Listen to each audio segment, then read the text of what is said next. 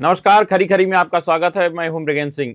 आज हम एक बार फिर स्लॉटर हाउस में गौकशी को लेकर चर्चा करेंगे। चर्चा इस कारण भी हम और कर रहे हैं कि ये मामला अब और तेज़ी से गर्मा रहा है और उसके साथ ही राजनीति भी काफ़ी गर्म हो गई है। कांग्रेस इससे सड़क से लेकर सदन तक, मतलब विधानसभा तक इसकी लड़ाई लड़ेगी, इसकी पूरी तैयारी कर ली है। और आज भी कांग्रेस ने प्रदर्शन किया, महापौर से इस्तीफे की मांग की। और जो मेरी जानकारी है कि सदन में भी ये मामला कांग्रेस पूरे ज़ोर शोर से उठाएगी और महापौर से इस्तीफे की मांग के साथ ही कहेगी कि भंग किया जाए महापौर परिषद को। आज हम इसी पर विस्तार से चर्चा कर रहे हैं, लेकिन चर्चा में विस्तार से जानने के लिए आप अंत तक हमारे चैनल से जुड़े रहिए। हम इस बारे में हमारे विशेषज्ञ और पब्लिक वाणी के विशेष संवाददाता मुक्तेश रावत मौजूद हैं। उन्हीं से हम पूरा घटनाक्रम के बारे में जानना चाहते हैं कि आखिर पूरा घटनाक्रम क्या है। देखिए, इसमें शुरुआत इसकी 17 दिसंबर को हुई थी, जब हिंदूवादी संगठनों ने पुलिस कंट्रोल रूम के पास एक नगर निगम का स्लॉटर हाउस का कंटेनर पकड़ा था, जिसमें आरोप लगाया गया था कि जो मांस है वो गौ मांस है। तो हंगामा भी किया उन्होंने। फिर पुलिस मौके पर पहुंची और पुलिस ने सैंपल लिए थे उस मांस के। फिर उस मांस को जांच के लिए मथुरा की वेटरनरी लैब में भेजा गया, जहां से जनवरी में इस बात की पुष्टि हुई कि वह गौ मांस है। तो इसके 1-2 दिन बाद ही नगर निगम ने तुरंत स्लॉटर हाउस को सील कर दिया। और जो live stock food processor private limited है, जिसके पास स्लॉटर हाउस के संचालन और संधारण का जिम्मा था, उसके कर्ता धर्ता असलम कुरैशी को गिरफ्तार कर लिया गया।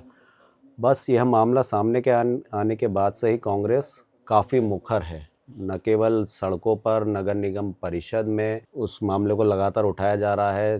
कांग्रेस के एक नेता तो लगातार हिंदू धर्मगुरुओं के जरिए भी इसको लेकर माहौल बना रहे हैं कि इनके खिलाफ सख्त कार्रवाई होनी चाहिए। हालांकि वो सीधे सीधे महापौर पर आरोप लगा रहे हैं, महापौर को ही वो टारगेट कर रहे हैं। पर अब इसमें कितनी वास्तविकता है आरोप और प्रत्यारोपों में, ये तो जो इसके लिए एक विशेष टीम बनी है, SIT बनी है, पुलिस ने बनाई है, उसकी विस्तृत जांच के बाद ही सामने आ पाएगा। क्या आपको ये नहीं लगता कि कांग्रेस पहली बार किसी मामले को लेकर इतना खींच रही है? इसके पीछे कुछ राजनीति लग रही क्या आपको कि महापौर से नाराज लोग ही इसके पीछे हैं? बिल्कुल सही बात है। ये दोनों बात हो सकती हैं, पर एक जो कांग्रेस के एक जो नेता हैं अमित शर्मा, वो सबसे ज़्यादा इस मामले को लेकर हर जगह प्रदर्शन भी कर रहे हैं। वो गुफा मंदिर के महंत से भी मिले थे, फिर वो अलग अलग धर्मगुरुओं से मिलके इसको लेकर माहौल बना रहे हैं। एक तरीके से मुझे जो लगता है कि उन्होंने ये मान लिया है कि इस मुद्दे के ज़रिए ही आगे बढ़ा जा सकता, क्योंकि विधानसभा चुनाव भी 2-3 साल में होने ही वाले हैं, तो वो भी एक दावेदार हैं उसके। तो उन्हें लग रहा है कि ये मुद्दा ऐसा है जिसके ज़रिए वो अपनी दावेदारी को आगे बढ़ा सकते हैं। तो क्या आपको लगता है कि इसके बहाने कांग्रेस भी दिखाना चाह रही कि हम हिंदुत्व की राह पर चलेंगे? जी जी, बिल्कुल बिल्कुल। इसके ज़रिए ये, इससे मैंने कहा ना कि ये उन्हें वो मौका नज़र आया है, क्योंकि अभी तक कांग्रेस की जो जनरल पॉलिटिक्स या इमेज रही है वो ऐसी नहीं रही है कि वो हिंदुत्व से जुड़े किसी मुद्दे पर साफ खुल के आए। पर इस मामले में जिस तरह से वो आ रहे हैं, और भी नेता हैं कांग्रेस के, उसमें बड़े नेता भी शामिल हैं जो इस बात का काफ़ी विरोध कर चुके हैं। तो स्पष्ट तौर पे वो सॉफ्ट हिंदुत्व वाला जो एक राह होती है उस पर चलते नज़र आ रहे हैं। अच्छा, जो कंपनी के मालिक हैं, उनको ये बार बार आरोप लग रहा है कि भाजपा किसी बड़े नेता को संरक्षण है, उनको लंबे समय से ये काम मिल रहा है और उनके पास ये गौवंश अगर कहीं मृत पाया जाता है उसका उठाने का भी ठेका एक ही आदमी को लंबे समय से दिया जा रहा है। बिल्कुल बिल्कुल। मृत मवेशी को उठाने का ठेका भी उन्हीं के पास था पहले भी, जिनकी हम बात कर रहे हैं, असलम कुरैशी और असलम चमड़ा भी कहा जाता है। इसी वजह से उनको ये नाम दिया गया, क्योंकि वो शुरुआत से ही इस व्यवसाय में है।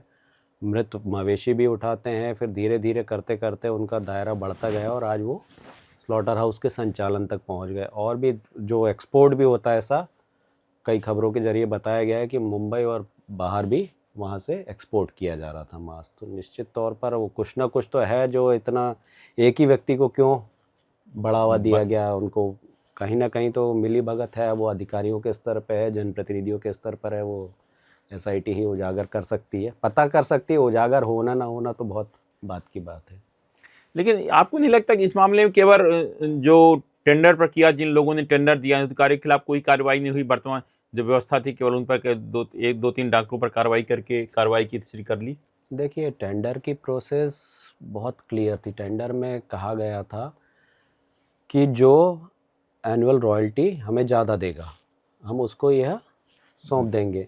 तो जो live stock food processor private limited है, इसने करीब 4 लाख रुपए सालाना देने का कोट किया था। तो इसका ऑफ़र हाईएस्ट था, तो उसको ही फिर इसलिए जिम्मा दिया गया था और वो सारी उसकी मंजूरी लेके किया गया था। तब नगर निगम परिषद अस्तित्व में नहीं थी, तो तत्कालीन जो नगर निगम आयुक्त थे वीएस चौधरी कोलसानी, उन्होंने इस प्रस्ताव को तत्कालीन जो प्रशासक थे और संभाग आयुक्त भी थे गुलशन बामरा जी को भेजा था। उनकी स्वीकृति के बाद ही ये पूरी प्रक्रिया को आगे बढ़ाया गया था।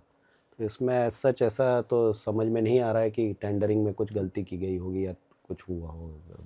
देखिए, जैसा इन्होंने बताया कि टेंडरिंग में हो सकता है कोई गड़बड़ी, उनकी जानकारी में नहीं, क्योंकि दोनों अधिकारी बहुत अच्छे, उनकी छवि है कि गुलशन भामरा की या कुलसानी जी की, दोनों ईमानदार और अच्छे वर्कर अधिकारियों में गिरना है।